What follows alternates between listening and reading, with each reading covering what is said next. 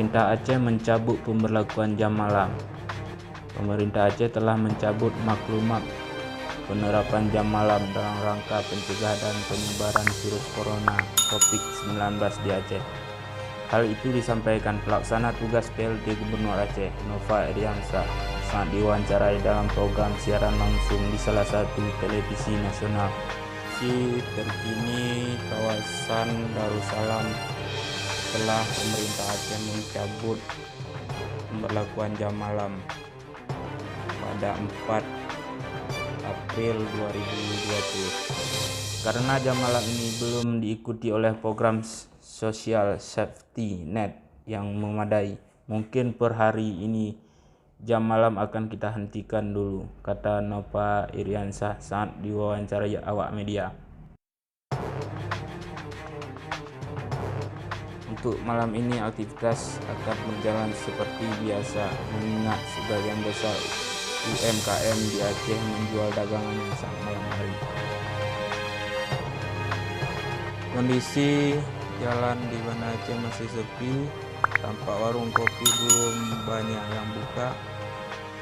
Ini di kawasan kantor Satpol PP dan WH, tampak bersiaga di depan kantor mereka. Ini menuju ke Simpang Jabotabek Banda Aceh. Kondisi sudah agak terlihat ramai. Kita lihat perkembangan di kawasan Simpang 5 Banda Aceh. Tampaknya masih sepi juga. Di jalanan belum ada terlihat pedagang kaki lima, dan masyarakat pun belum ramai datang di malam minggu ini.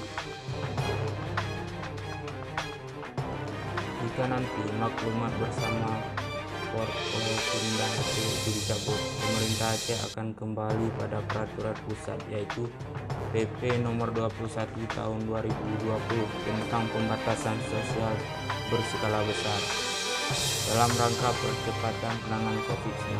Artinya, pemerintah tetap mengimbau masyarakat untuk menghindari berkumpul secara berkelompok dan memberikan pembatasan secara sosial. PLT Gubernur Aceh juga meyakini selama sepekan terakhir pembatasan aktivitas warga di malam hari telah memberikan efek luar biasa pada pembatasan penyebaran COVID-19 di Aceh. Setidaknya seminggu terakhir secara ekstrim kita sudah mencoba menghentikan penyebaran virus ini.